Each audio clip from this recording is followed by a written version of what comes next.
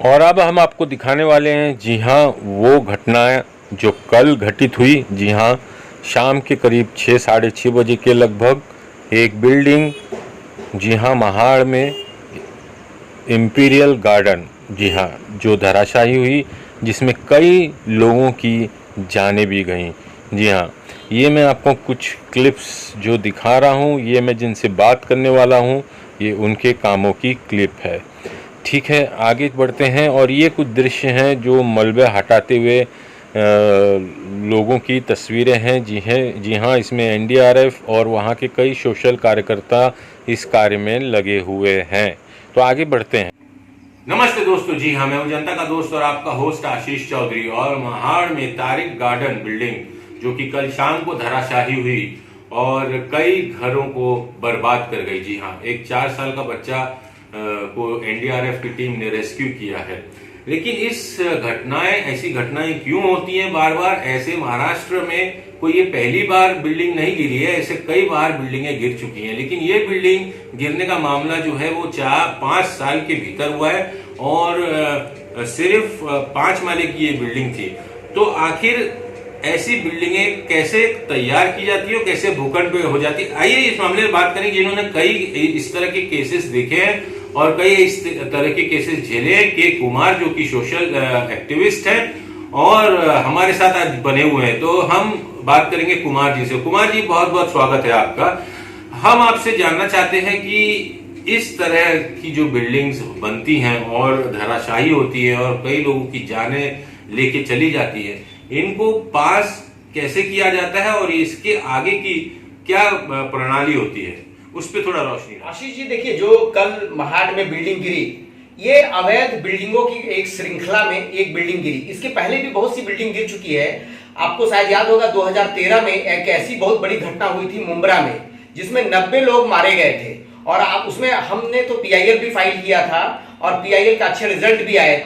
उसमें आपको जान के आश्चर्य होगा कि जब उसकी इंक्वायरी हुई तो उसमें जो बिल्डिंग मटेरियल लगाए गए थे उसको घटिया भी नहीं बोल सकते, घटिया से भी घटिया दर्जा था। और दूसरी बात है कि इसको पूरी बिल्डिंग को कंप्लीट करने में उनको 5 या 6 माला बिल्डिंग कंप्लीट करने में 6 महीने भी नहीं लगे थे, 2 या 3 महीने में हो गए थे। क्योंकि उनका काम ये था कि ये लोग जो है, जो लोकल अथॉरिटीज होती है, जैसे महानगर पालिका हुई, पुलिस डिपार्टमेंट हुआ, इनको पैसे देते हैं और उसके बाद जल्दी जल्दी फास्ट काम करते हैं। और उसका जो आर्किटेक्ट और इंजीनियर जो था उसका, वो 8वीं पास था। तो उसी तरह का रेगुलर महाराष्ट्र में ये प्रैक्टिस बन गया। ये कोई एक नई बिल्डिंग नहीं गिरी है। हाँ, इसमें जो बेचारे इनोसेंट मारे जाते हैं उन पर सिर्फ हम लोगों को बहुत दुख हम लोग प्रकट कर सकते हैं और कुछ नहीं कर सकते। और दूसरी बात है कि गवर्नमेंट आएगी, एक इंक्वायरी टीम सेटअप करेगी और 1-2 लाख रुपया एक मुआवजा राशि फाइनल करके अपने जिम्मेवारी से हाथ धो लेगी। जबकि आपको जान के आश्चर्य होगा इसमें कि टॉप टू बॉटम सब लोग भ्रष्ट हैं। मैं आपको एक चीज और बता दूं, आप अपने कभी चैनल पे किसी एक बिल्डर को ऐसा खड़ा करिए जो जेन्युइन बिल्डर हो, क्या वो दावे के साथ बोल सकते हैं कि बिना 1 रुपये घूस किए, खर्चा किए हुए मैंने कोई भी प्रोजेक्ट कंप्लीट किया और खुद उस बिल्डर ने उस प्रोजेक्ट में कोई भी घोटाला झोल नहीं किया हो? ऐसा आपको नहीं मिलेगा। अब हर बिल्डर को एक पैकेट निश्चित होता है, वो पहुंचाना पड़ता है। इसी तरह के श्रृंखले में इलीगल बिल्डर्स हैं। जबकि इसके पहले देवेंद्र फडणवीस जो सीएम थे, उन्होंने तक कहा कि ये था, इस तरह का अगर बिल्डिंग बनती है, इस तरह का अगर घोटाला होता है तो उसमें एमसीओसी मौका लगाया जाए। लेकिन किसी को भी आज तक मौका के तहत कोई कार्रवाई नहीं की गई। अब टॉप टू बॉटम इसमें महानगर पालिका हो, चाहे ग्राम पंचायत हो, चाहे कलेक्टर हो, सब लोगों को पैसा जाता है।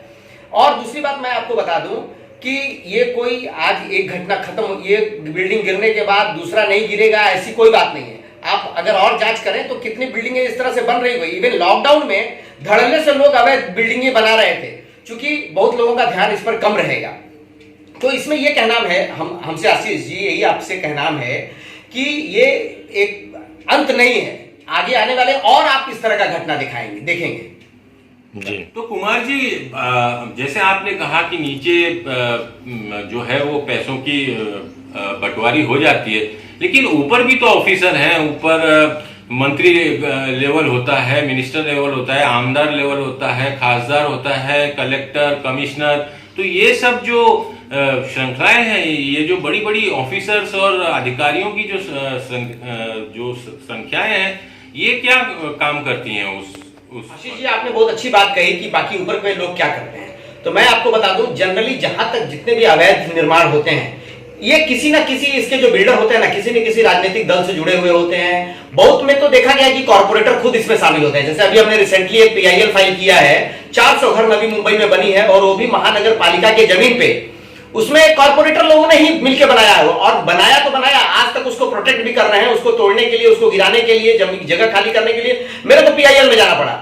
दूसरी बात मैं ये बता देता हूं कि सारे राजनीतिक दल, मैंने अभी आपको 2017 में एक बिल्डिंग में लिखी है कि 1 गुंठे में 20 फ्लैट बनाए गए। मैंने लेटर दिया महानगर पालिका को और सारे डिपार्टमेंट को कि 5-5 हजार रुपया हर फ्लैट वाले से लिया गया, ये कह के कि महानगर पालिका को घूस देना है। ये मैंने लिखा, उसके बाद भी महानगर पालिका आज तक कोई कार्रवाई नहीं की कि जो हमने लिखा था वो सच था, उन्होंने घूस लेके काम किया। दूसरी बात, आप बोलते हैं कि कलेक्टर या मिनिस्टर्स, मैं बताता हूं कि देखिए, यहां कलेक्टर का जब पोस्टिंग होता है ना, तो उनको भी एक पैकेज फाइनल करना पड़ता है मिनिस्टर्स को। कमिश्नर, जब पुलिस कमिश्नर का भी जब पोस्टिंग होता है तो एक पैकेज फाइनल करना पड़ता है उनको।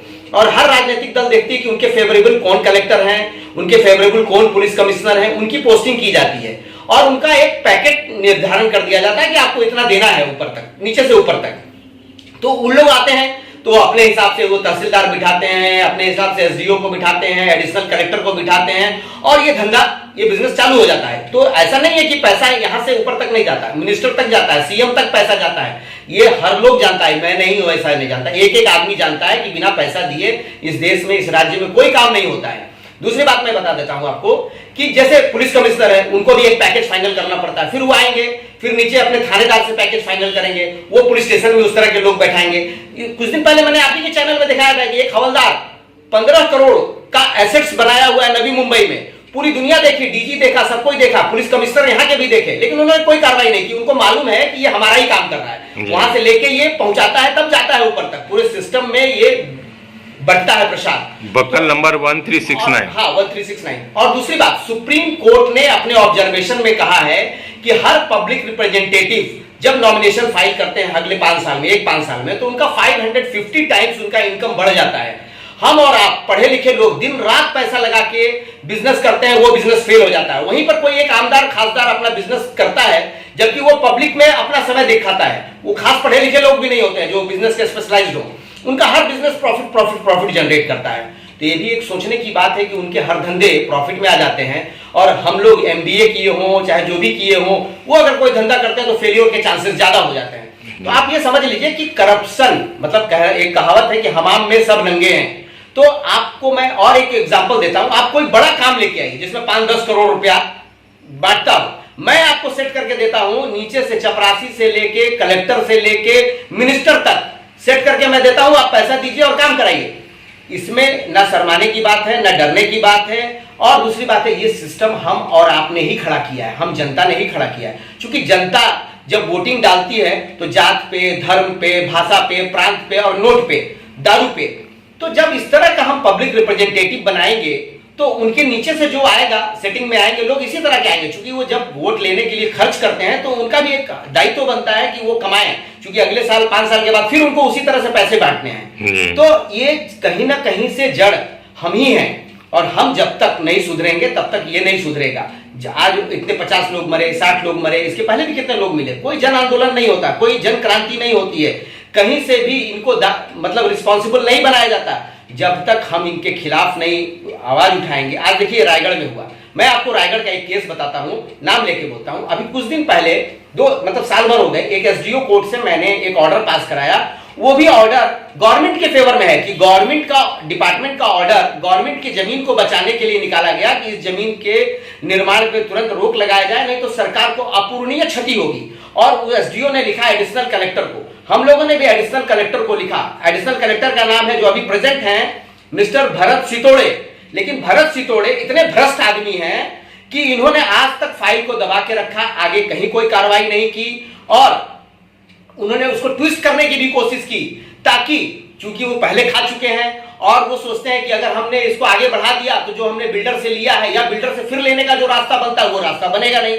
जबकि इसमें विक्टिम खुद गवर्नमेंट है, और गवर्नमेंट सर्वेंट खुद अपने प्रति, अपने गवर्नमेंट के प्रति ईमानदार नहीं होंगे तो वो कॉमन पीपुल्स के लिए कहां से जिम्मेवार होंगे। वो खुद गवर्नमेंट को लुटा रही है। आपने देखा होगा कि कुछ दिन पहले एक बिल्डर थे नामी, जिनका खारघर में जमीन कब्जा कराने के लिए अवैध, मतलब उसमें भी अलॉटमेंट में भी नाम आ रहा था रायगढ़ कलेक्टर का ही। रायगढ़ कलेक्टर ने ही उस जमीन में घोटाला किया। मिस्टर मनीष भतीजा नाम का एक बिल्डर था, जिसके जमीन को कब्जा कराने के लिए 150 पुलिस को उतारा गया। उसके पहले खुद महानगर पालिका का जमीन कब्जा कर लिया, जिसमें मैंने PIL फाइल किया। 400 घर बना दी गई और बार बार पुलिस डिपार्टमेंट ये लिख के देती थी कि मेरे पास पुलिस फोर्स नहीं है, इसीलिए हम आपको तोड़ने के लिए पुलिस फोर्स नहीं देंगे। जबकि उसके पहले उन्होंने मनीष भतीजा को 150 पुलिस दे दिया। हमने RTI डाला, उनको कोई उनका सही जवाब हमको नहीं मिला कि यार इतना पुलिस फोर्स कहां से आ गया। और उस खुद गवर्नमेंट के जो सर्वेंट हैं, वो खुद अपने गवर्नमेंट जिसका पगार खाते हैं वो उसके प्रति वो मतलब दोगलापन करते हैं। तो हम जनता कैसे उनसे कर सकते हैं कि जनता को आंदोलन करना पड़ेगा। जनता को इन जो बैठे हैं कलेक्टर, डिप्टी कलेक्टर, मिनिस्टर, इनका मुंह काला करना पड़ेगा। जब तक इनका मुंह नहीं काला करेंगे, इनको जूते के माले नहीं पहनाएंगे, तब तक ये अपने दायित्व के प्रति इनका जमीर नहीं जागेगा। इनका जमीर इस तरह से बिका हुआ है कि देखिए, भिखमंगों से बॉम्बे बेगिंग प्रिवेंशन एक्ट बना है, जो बॉम्बे के नाम से बना है। मैंने RTI डाला, पिछले 10 साल 15 साल में कोई बेगिंग प्रिवेंशन एक्ट पे कार्रवाई नहीं की गई, जबकि हर नुक्कड़ पे, हर चौराहे पे आपके बच्चे, अनाथ बच्चे भीख मांगते हुए मिलेंगे, क्योंकि उनका भी ऑर्गेनाइजेशन बन गया, वो भी पुलिस सेट करता है और हफ्ता देता है। एक फिल्म भी बनी हुई थी इस पे। जब हम लोग बोलते हैं तो लोग करेंगे कि हम मानहानि का केस फाइल करेंगे। आजकल चीटरों का, बेईमानों का, भ्रष्टाचारियों का सबसे बड़ा डिफेंस है कि मानहानि फाइल करेंगे, मानहानि। और वहीं पे जब फिल्म बनाकर इनका कैरेक्टर्स को विजुअलाइज करके जब घूस देता है तो इनका मान सम्मान नहीं जाता है। हम और आप छोटे कार्यकर्ता बोलेंगे, और ये सच है। देखिए, ऐसा नहीं कि हमने आके कुछ गलत बात बोल दिया। हर जनता जानती है कि भ्रष्टाचार किस लेवल का है और कहां तक भ्रष्टाचार जाता है। कहीं ना कहीं हम जिम्मेवार हैं, हमने पहले भी बोला है। जी कुमार जी, तो आपने अभी बहुत ही अच्छा कहा कि किस तरह से ये सब होता है। लेकिन कल जो घटना घटी है, जो महाड़ में जो गार्डन बिल्डिंग का जो 5 साल की बिल्डिंग गिर गई, जिसमें कई लोगों की मौतें हो गई हैं, तो ऐसे में उन बिल्डर के खिलाफ सरकार को क्या करना चाहिए? सर, जो कल तारिक गार्डन में घटना घटी है, सबसे पहले तो इसमें अभी जो प्रोविजन है, पिछले सीएम ने वो प्रोविजन बनाया था कि मौका के तहत इसमें केस बुक की जाएगी। इस मौका का मतलब होता है Maharashtra organize crime. Organize crime में बिल्डर भी है और जितने डिपार्टमेंट के गवर्नमेंट सर्वेंट लोग हैं, जिसको इग्नोरेंस की है अपनी ड्यूटी की, उन सारे लोगों पर MCOC लगना चाहिए, ताकि दूसरी बार कभी भी इस तरह का वो जुर्रत ना कर सकें। दूसरी बात, मेरा पहले भी मांगनी हुआ था इसमें कि इसमें गैर इरादतन हत्या जो केस दर्ज होता है ना, वो इरादतन हत्या हमारे धारा 302 के तहत इसमें केस दर्ज होना चाहिए, तब जाके लोग सुधरेंगे, अदरवाइज लोग नहीं सुधरेंगे। मगर ये गैर इरादतन हत्या का मामला जो लगता है, उसको इरादतन हत्या कैसे 302 कैसे कर सकते हैं? नहीं, अभी मैं आपको बताता हूँ, अभी प्रोविजन नहीं है लॉ में। मेरा यही मांगनी पहले था कि लॉ में अमेंडमेंट लाना चाहिए इसमें, कि जैसे आपने किया ना कि अभी दवा में, दूध में मिक्सिंग करेंगे तो आजीवन कारावास होगा, सजाए मौत तक की बात हो रही है। मिक्सिंग मतलब किसी ना किसी तरह से वो किसी को हानि पहुंचाने, मतलब मृत्यु के कारण बनने का। अब देखिए, जैसे आपने एक गाड़ी अपने मैकेनिक के पास गए और बोले कि मेरा ब्रेक कमजोर है, तुम ब्रेक चेक करो। उसने आपसे बताया कि मैंने ब्रेक ऑयल डाल दिया गाड़ी में, ब्रेक ऑयल का पैसा लेके वो अपने पॉकेट में रख लिया, उसकी जगह पे पानी डाल दिया उसने, और आप गए ब्रेक मारे, ब्रेक फेल हो गया और आपकी मृत्यु हो गई उसमें। तो ये माना हुआ जानबूझ करके आपको मृत्यु के कारण तक पहुंचाना माना जाएगा या गैर इरादतन माना जाएगा? इरादतन उसने, अब बिल्डिंग बनाने में आपने घटिया मटेरियल यूज किया, FSI ज्यादा यूज किया, पिलर उसके हिसाब से नहीं बनाया, फाउंडेशन उसके हिसाब से नहीं बनाया, और तब जाके लोग मरते हैं। तो ये इरादतन मृत्यु हुआ या गैर इरादतन? कैसे इसको बोलेंगे कि वो हत्यारा बिल्डर, वो हत्यारे गवर्नमेंट सर्वेंट जो इसमें सहयोग किए, उनको मैं हत्यारा बोल रहा हूं? वो उनके इरादा में कैसे नहीं था? उनके इरादा में था, उनको मालूम था कि घटिया मटेरियल यूज किया गया, आवश्यकता से अधिक लोडिंग दी गई बीम पे, ज्यादा फ्लैट्स बनाए गए उसमें, और कम समय में बनाया गया। उसका कोई क्वालिटी टेस्ट भी उन लोगों ने नहीं किया। अगर किया भी होगा तो फॉल्स रिपोर्ट सबमिट किए होंगे वो। तो ऐसे लोगों को इरादतन ही माना जाएगा ना? अपना पॉकेट गर्म करने के लिए इनोसेंट लोगों की जान ली उन्होंने। इसके पहले भी सैकड़ों लोग मारे गए हैं।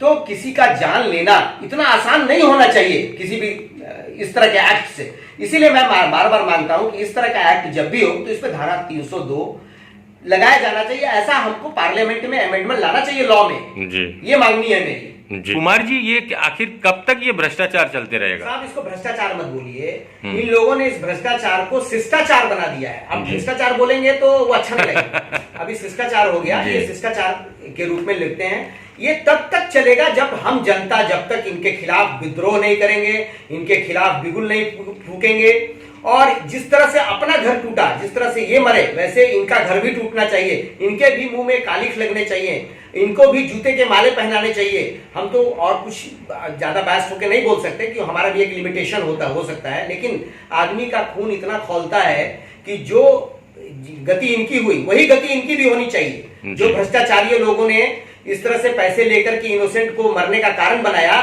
इनको भी इनकी भी गति ऐसी ही होनी चाहिए। ऊपर वाला को चाहिए कि ऐसा कुछ करे कि इनकी भी गति ऐसी हो। लेकिन हम फिर कहते हैं जनता रोड पे आए, जनता अपना आक्रोश व्यक्त करे, और जनता सिर्फ यहीं पे शांत नहीं हो, हर मैटर थोड़े दिन के बाद शांत हो जाता है। जनता का खून शांत नहीं होना चाहिए टिल वोटिंग। याद रखिए, वोटिंग भी देना है आपको, उस समय आप अपना ताकत दिखा सकते हैं, और उसी समय आप अपनी ताकत दिखाइए और इस चीज का बदला उस समय लीजिए। मगर सर आजकल तो वोट भी बिक जाते हैं। यही तो मैंने आपके इसके पहले भी मैंने आपको अभी बोला ना मैंने कि हम खुद जिम्मेवार हैं इस भ्रष्टाचार का। देखिए, भ्रष्टाचार निपटारा करने का एक बहुत बड़ा जादू का छड़ी है मेरे पास। करना ये है, हमारे यहाँ वोट जनसंख्या है 125 करोड़, वोटर है 90 करोड़। 90 करोड़ संसद में बैठते हैं 548 member of parliament, divided by 90 crore, तो 18-19 लाख वोटर्स पे एक सांसद पड़ता है। अगर हम 18-19 लाख में एक ईमानदार और कर्तव्यनिष्ठ आदमी को नहीं चुन सकते हैं तो लानत है हमको भ्रष्टाचार पे बात करने। जी।